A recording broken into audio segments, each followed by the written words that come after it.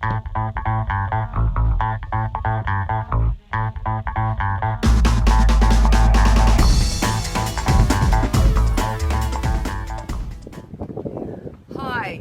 welcome to DIY with Linda. My name is Linda Lundstrom, and today I'm going to show you how to create this hand-woven texture. I've used cedar bark strips.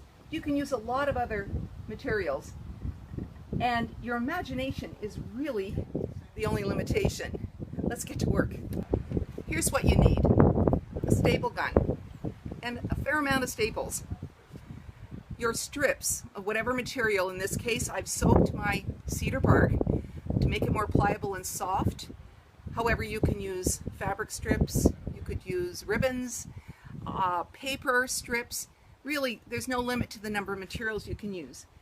And I also have a pair of good heavy scissors. Let's get started. First of all, I'm going to staple the lengthwise strips to the top of my frame.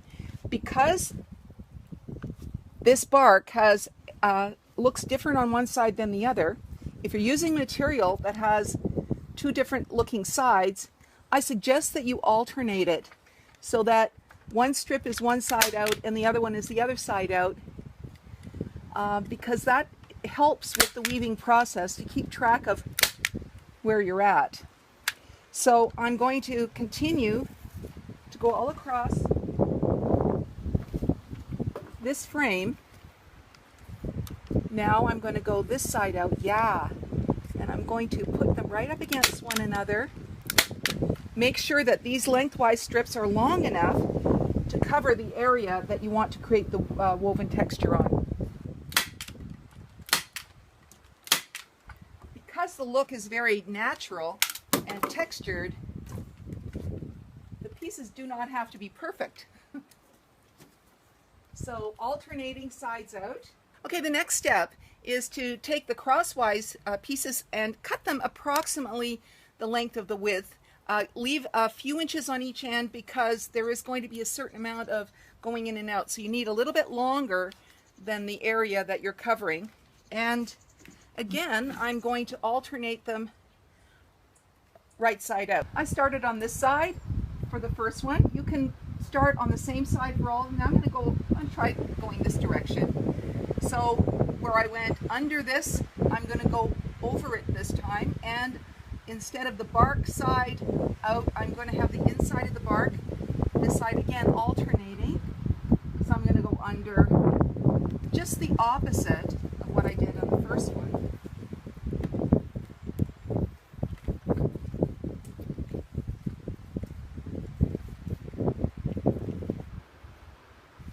I'm really glad I soaked this bark because it's much easier. I didn't soak this one over here, and it was a little bit more difficult, so I just decided to try wetting it, and it was really a good idea. So again, weave, push up,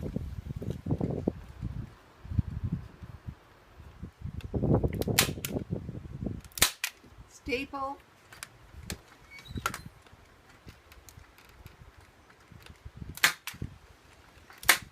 both sides. I'm just having so much fun right now using something that was available from my property that would have been garbage otherwise, and I'm using it to make this. I'm just having a ball. Just keep going until you get to the bottom, and then I'll show you what to do next. Okay, I'm on my last piece. Going across. I'm going to staple that down and finish off by taking all of the vertical pieces, attaching them down. I suppose if you want a really rustic look, you can leave all these long pieces down here. You know, it's kind of interesting, but I'm going to make a clean edge here just by cutting off the excess. I think it looks a little bit neater depending on the application. I'm going to trim up the side here.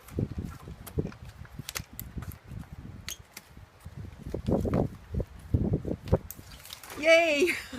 It's done! Welcome to my outdoor shower. Hey, thanks for joining me for this DIY with Linda session. I've got lots of other ideas. You can check them out on my YouTube channel, Linda Lundstrom, or my website, lindalundstrom.ca. Have a wonderful, creative, inspired day.